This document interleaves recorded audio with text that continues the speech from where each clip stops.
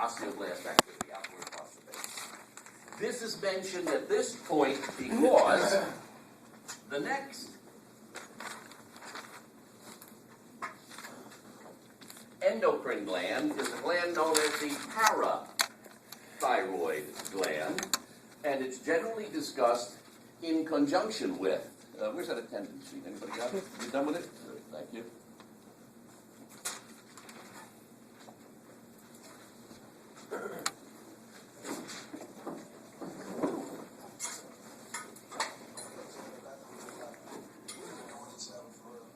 If anybody has a cell phone on, would you please, this moment, please take the trouble to shut it off. Check your phones, please. Okay, unless you're expecting very important incoming information, if so, put it on vibrate.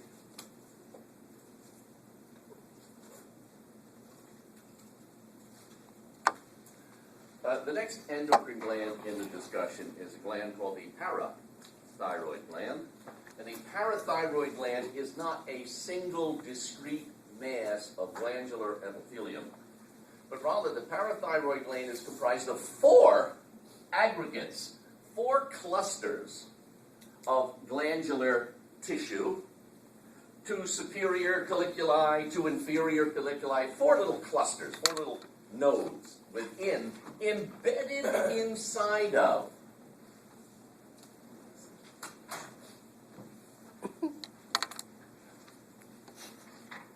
embedded. Only one more week, guys. Two-way street here. Two ways.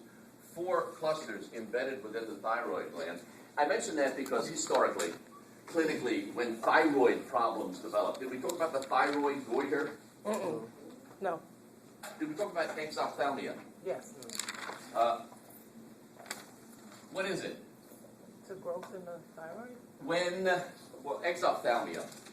When the thyroid gland, let's go back to the thyroid. When the thyroid gland is overactive and it's producing more T3 and T4 than normal, did we talk about the fact that the individual's blood pressure is up, body temperature is up, appetite is up, they eat a lot, they lose weight, increased neuromuscular irritability, increased aqueous humor formation, increased intraocular pressure, therefore the eyeballs bulge, exophthalmia? Yes, no? Yeah. Mr. Paul? What's the relationship between hypothyroidism and Graves' disease? Hyperthyroidism and Graves' disease. And they are the same thing. Oh, okay. Yeah, Graves' disease is Hypothyroidism. Simmons' disease is myxedema, is hypothyroid. Graves is hyperthyroidism. Exophthalmia is the common term we use because the increase in blood pressure causes a bulging, increased intraocular pressure. The eyes are bulging. Yes, no, remember? Did we mention the sexual dysfunction, how it interferes with a woman's cyclical reproductive cycle? No. Yeah, so we did. Another quick question. Sorry. But how does it relate? Hold on. Excuse me. Hold on. Go ahead, Mr. Paul.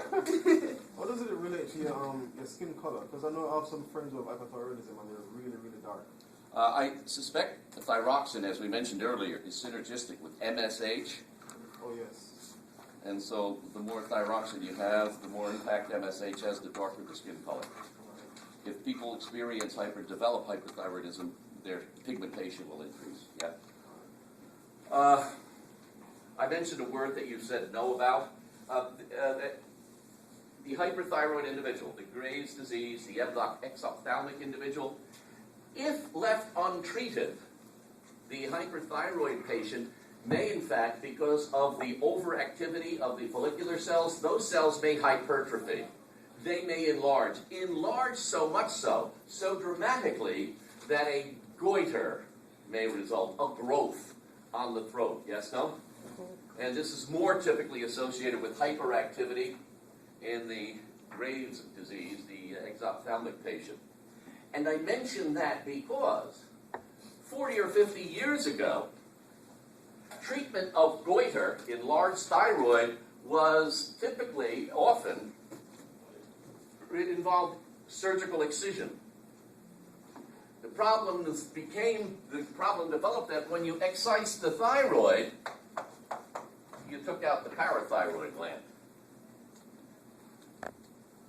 So we no longer treat hyperthyroidism surgically, but rather we treat hyperthyroidism, as you'll read in the text if you manage to get around that in your busy lives.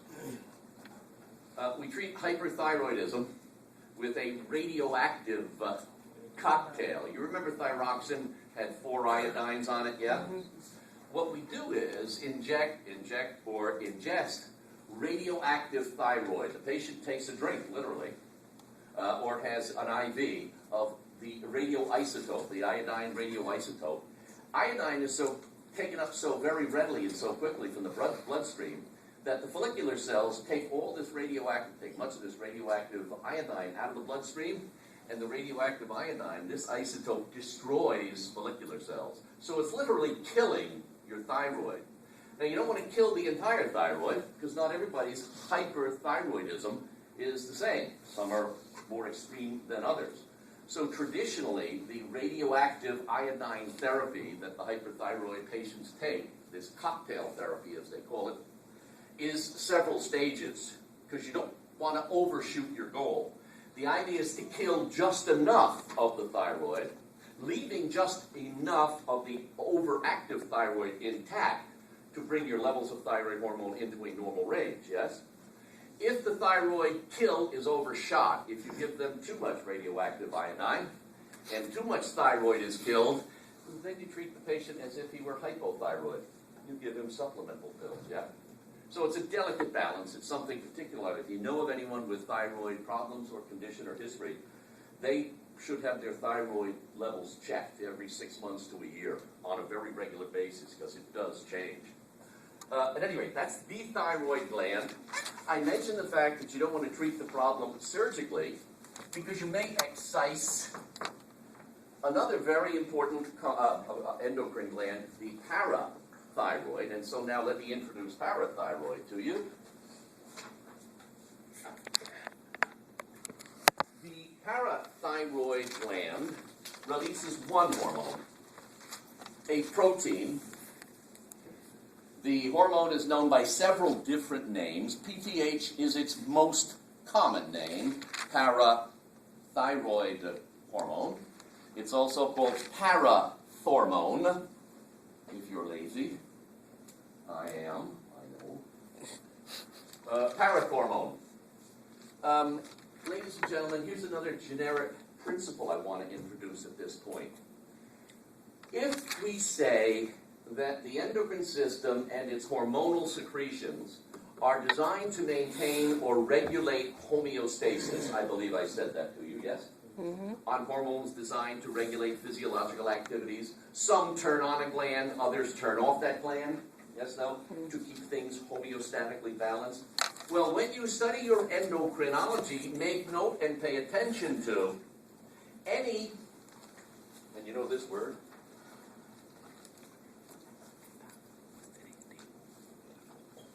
yeah? As opposed to that word. Antagonistic means two hormones that do opposite things. Synergistic means two hormones that do the same thing or potentiate each other, enhance each other. Like the hyperthyroidism and MSH and increased pigmentation with the Graves' disease person, Mr. Paul. Synergy, work with. Antagonist, work against. Well, PTH and CT are an antagonistic pair. Parathyroid hormone does the opposite of calcitonin. So, if we said calcitonin stimulated osteoblast for bone deposition,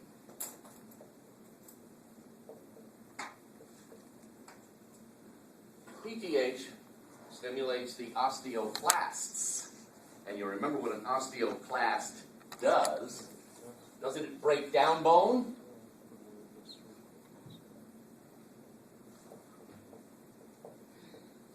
Doesn't it bring about bone resorption? Doesn't it take calcium out of the bone and put it back in the blood? Yes, no? I think you should have heard something about this last semester when you did your bone chapter. But less. Let's get to it. Parathyroid hormone. Its overall effect on the body is mostly manifest in bone tissue. It brings about bone resorption. And what does that mean?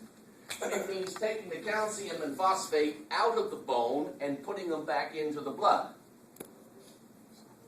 Here's the trite analogy. I'm calcium, she's phosphate. Thyroid hormone, calcitonin rather, marries us, yes, unites us. Parathyroid hormone is the divorce. Calcitonin is the justice of the peace. Parathyroid hormone is the divorce lawyer. Yeah? He separates us, yes? And when he separates us and puts us back into the blood, bone resorption, there's always a chance while we circulate in the blood that we may get back together again. And that's not a good thing. Because circulating in the blood, free of the bone, if we happen to get back together as we pass through the kidney, we've got kidney stones, renal calculi. If we happen to get together while we're circulating through the bloodstream, in an aging person's tunica media, we get arteriosclerosis, hardening of the arteries. Yes, no? And so on and so forth. So, this divorce lawyer is smart. Not only does he pull us out of the bone, but he tells the kidney, parathyroid has an influence on the distal convoluted tubule. It increases